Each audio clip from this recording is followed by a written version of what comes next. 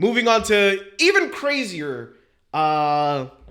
Is this technically news? So something that came across our feed was these night movers. Essentially, in Japan, they practice this.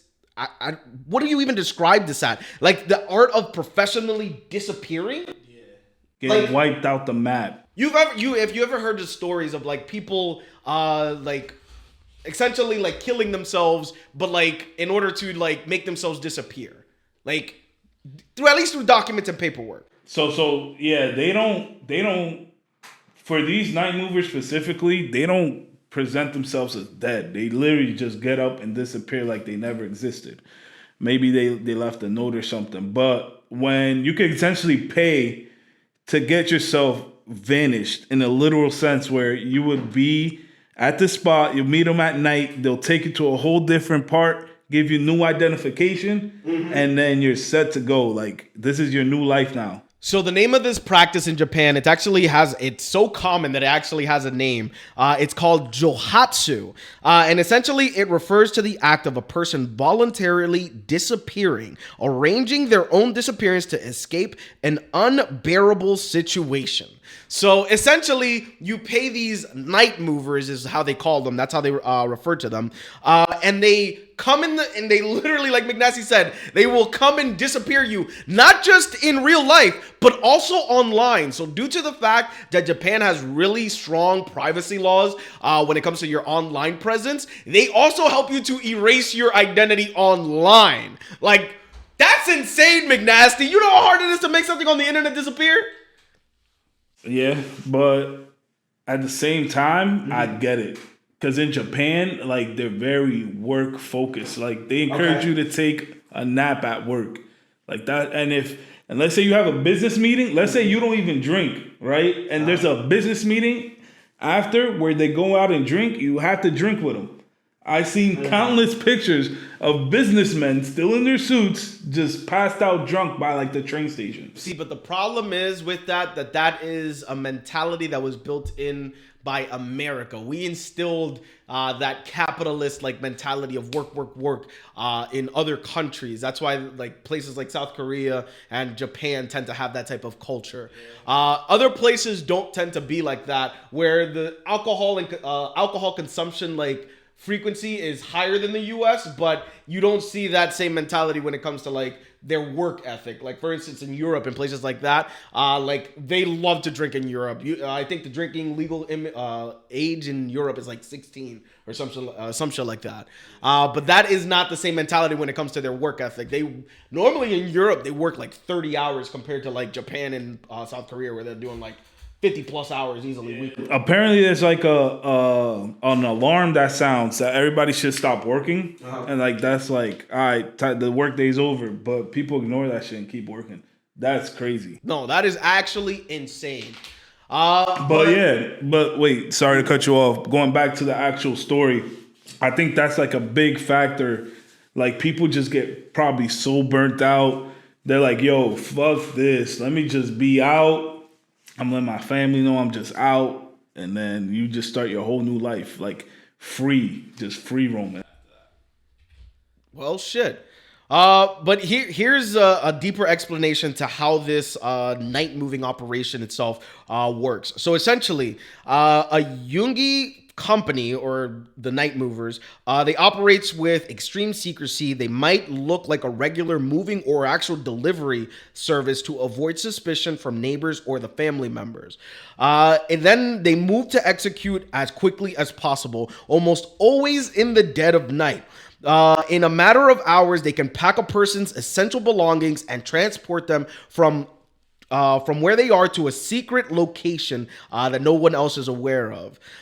These services often do more than just belongings. They can help secure anonymous apartments in distinct cities, or provide advice on how to stay off the grid and help create a plausible new existence. And they make sure to cut all ties. So the core of Johatsu is severing every link to that person past. So that means you have to abandon your social media, changing your phone numbers, and never contacting your friends and family ever again. That is Actually terrifying. They should make like this is a great Netflix documentary. I mean, I would watch the shit out of that. if it's documented, then it's not a secret, bro. But the people after the fact. Like After following what? the people through the process. So your son disappeared. You're gonna want to put a camera in that nigga face. Talk to the Netflix. It is. If this is so common, there's no way that the people that are disappearing never in the future come back. Like, let's say that. So some of the reasons why they explain that you might use a service like this, if you were like a family disgrace or something like that, you might want to disappear. Why would you come back if you're a disgrace? But listen, what if in that time that you have left and gone through life, matured in life, you better yourself, and now you're a multi-billionaire? You might want to come back. How often does that happen, though? Not that often, but I'm just giving you like an example of something that might lead to somebody. I think if you spending that money to go, you gonna go. They set everything up for you. That's it. This is your new life, and that's the extreme. Nah, I can see that, especially with like Japanese people. They tend to be like very honor bound. They are extremely like held to honor. Honor is pretty much like they live and die by the sword, literally. Yo, they're paying people to go over there to repopulate them. In Japan? You take that bread. How much you paying me? I think it's like $60K. I can try to convince my girlfriend. I ain't gonna lie.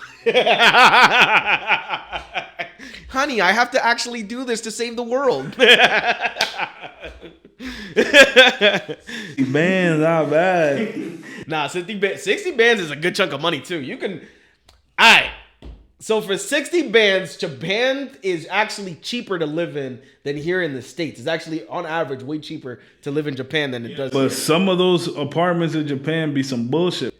It does. It is like that in some places of the major cities. Like if you're in the city, you living in a closet, and if you want the nicer stuff, you get something all right for like $400. But you're gonna be a little bit farther. You're gonna have to go to the train station, ride your little bike around town, or you could Naruto run. That's what I would do. I would Naruto run around the town. Feel me? What I talking about? But that's what I'm saying. Like, all right, it would be cheaper you in Japan, but you living in a closet. So Essentially, yeah. Yeah, it's crazy. It's not. Is it worth it? Is it worth it to live in Japan of all places? Yeah. There's a lot of history in Japan, and a lot of shit gets done in Japan. Like low key, I would say that they're probably the third or second largest entertainment creator in the world, like just general entertainment. Like think about all the video games that come out of Japan. Think about all the movies that come out of Japan. I think what movies come out of Japan? What do you mean? The Godzilla series. That's Japan. That's a Japanese. What's it called? Story. Nobody got more movies than India. Well, that's just because they're just doing anything. I seen a dude fight a flying python. What? And then when he punched it, it was like the explosion. Like the clip art fucking style explosion type shit. Yeah. Oh nah, that is fucking crazy. And then he walked away in slow motion, and I was like, nah, because that shit probably went hard as fuck. Nah, I'm not gonna lie. That is sometimes that comes on my feed where it's like the dude that plays like a superhero. You ever seen that? And it's like he has a Batman mask. Yeah, yeah, I seen it. Some kid dropped like a cinder block off the. Nah, some of it is actually extremely creative, and that shit, I ain't gonna lie, that shit does it. That shit does it. What's that called over there? It's not called Hollywood. It's Bollywood. It's Bollywood. It's a Bollywood movie. Nah, they be doing some shit, bro. Shit. Nah, definitely take a scroll down India's side of entertainment. That shit is weird to say the least.